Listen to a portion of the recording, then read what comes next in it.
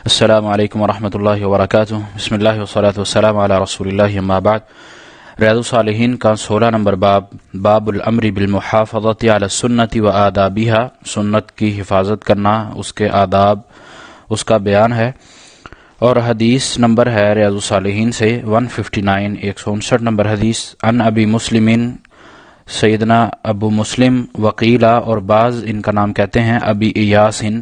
سلمۃ بن عمرو بن الاکوع رضی اللہ عنہ، سلمہ بن عمرو بن ابی ایاس، سلمہ بن عمرو بن اکوع رضی اللہ عنہ، یعنی ان کی کنیت میں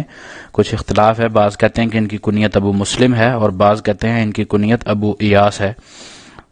سلمہ بن عمرو بن اکوع رضی اللہ عنہ بیان کرتے ہیں ان رجلا، کہ ایک شخص اکل عند رسول اللہ صلی اللہ علیہ وسلم، رسول اللہ صلی اللہ علیہ وسلم کے پاس کھانا کھا رہا تھا، بشمالہ، اپنے بائیں ہاتھ سے۔ فقال، بس آپ علیہ الصلوۃ والسلام نے فرمایا، کل بیمینک، کہ دائیں ہاتھ سے کھانا کھاؤ۔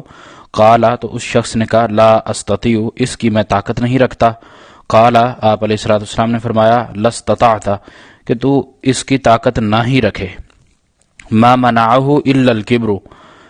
تو اس کو دائیں ہاتھ کے ساتھ کھانا کھانے سے جس چیز نے منع کیا وہ کبر تھا، غرور تھا۔ فما رفعها الا الى فیہ، تو اس کے بعد وہ اپنا دایاں ہاتھ اپنے منہ تک نہیں اٹھا سکا۔ رواہ مسلم، صحیح مسلم کی یہ حدیث ہے۔ نبی علیہ الصلوۃ والسلام کی اس حدیث میں جو سیدنا ابو مسلم یا ابو ایاس سلمہ بن عمرو بن اکوع رضی اللہ عنہ بیان کرتے ہیں کہ آپ علیہ الصلوۃ والسلام کے پاس سے سامنے یا قریب میں جیسے بھی ایک شخص تھا جو بائیں ہاتھ سے کھانا کھا رہا تھا، تو آپ صلی اللہ علیہ وسلم نے اس کو حکم دیا، اس کو کہا کہ بھئی دائیں ہاتھ سے کھانا کھاؤ، کیونکہ دایاں ہاتھ اچھے کاموں کے لیے، کھانے کے لیے دایاں ہاتھ سنت ہے، دائیں ہاتھ سے ہی کھانا چاہیے۔ تو اس شخص نے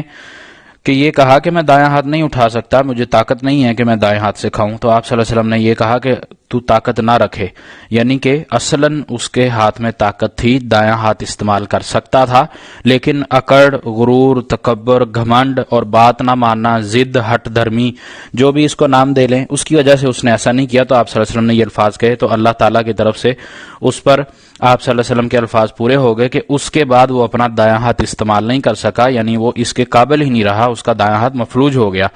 تو یہ جہاں ہمیں دائیں ہاتھ سے کھانا کھانے کی سنت کا پتہ چل رہا ہے، وہیں ہمیں اللہ کے نبی علیہ الصلوۃ والسلام کے حکم کی پابندی کا بھی پتہ چلتا ہے کہ آپ صلی اللہ علیہ وسلم کی اطاعت ہر صورت کرنی ہے، آپ صلی اللہ علیہ وسلم کے فرامین کو ہر صورت لینا ہے ہم نے۔ اور اس کے ساتھ ہی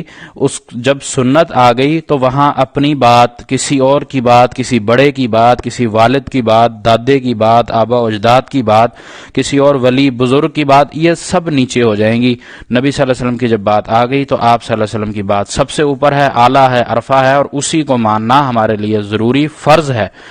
اور اسی کو مان کر ہی ہم اپنے لیے دنیا میں جہاں نجات پا سکتے ہیں وہاں آخرت میں بھی ہمارے لیے نجات کا ذریعہ ہوگی۔ اور اس کے ساتھ ہی نبی علیہ الصلوۃ والسلام کی سنت پر عمل نہ کرنے کا ہمیں اس حدیث میں یہ بھی پتہ چلتا ہے کہ اللہ نے اسی وقت سزا دی، اللہ تعالیٰ نے نبی صلی اللہ علیہ وسلم کی بات نہ ماننے پر اس شخص کو سزا دے دی کہ اس کا بازو، اس کا ہاتھ مفلوج ہو گیا اللہ کی طرف سے۔ اور یہ ہمیں یہاں بتلا دیا کہ سنت سے روگردانی کرنا، سنت سے پیچھے ہٹنا انتہائی خطرناک ہے، وہ بھلے کسی بھی وجہ سے ہو، سستی کی وجہ سے ہو، تکبر، گھمنڈ، غرور کی وجہ سے ہو، یا اپنے آپ کو کل بندہ سمجھ لیتا ہے کہ بس میں جو ہوں بس میں ہی ہوں، تو وہ میں، انا، یہ آ جانا، تو وہ جب اس چیز کو، سنت کو وہ چھوڑ دیتا ہے اس چیز کے آنے کے بعد، تو پھر اس کے ایمان کا بھی خطرہ ہے اور اس کے اسلام کا بھی خطرہ ہے، اور انسان اس خطرے میں پڑنے کے بعد اپنی آخرت کو تباہ کر لیتا ہے۔ اور جہاں اس شخص کے ساتھ بھی یہی ہوا کہ دنیا بھی اس کی تباہ ہوئی، ظاہری سی بات ہے ایک ہاتھ سے کیا کچھ وہ کر سکے گا جو دو ہاتھ سے کر سکتا تھا، تو اب اس کا ایک ہاتھ ہی رہ گیا اور وہ بایاں ہی۔ تو اس لیے ہمیں سنت کو مضبوطی سے تھامنا ہے، جس طرح ہم نے پچھلی حدیث میں پڑھا تھا کہ اللہ کے نبی صلی اللہ علیہ وسلم نے حکم دیا کہ مضبوطی سے داڑھوں سے سنت کو جو پکڑ لے گا وہ گمراہ نہیں ہوگا۔ تو ہمیں گمراہی کی طرف نہیں جانا بلکہ سنت پر رہ کر اللہ کے نبی کی اطاعت میں اپنی زندگی کو گزار کر اپنی آخرت سنوارنی ہے۔ اللہ تعالیٰ سے دعا ہے کہ اللہ تعالیٰ ہمیں اتباع پر عمل کرنے کی توفیق عطا فرمائے اور سنت رسول پر رہ کر زندگی گزارنے کی توفیق دے، اور ہمارے لیے اس کو ذریعہ نجات بنا دے۔ وما توفیقی الا باللہ، علیہ توکلت و الیہ انیب۔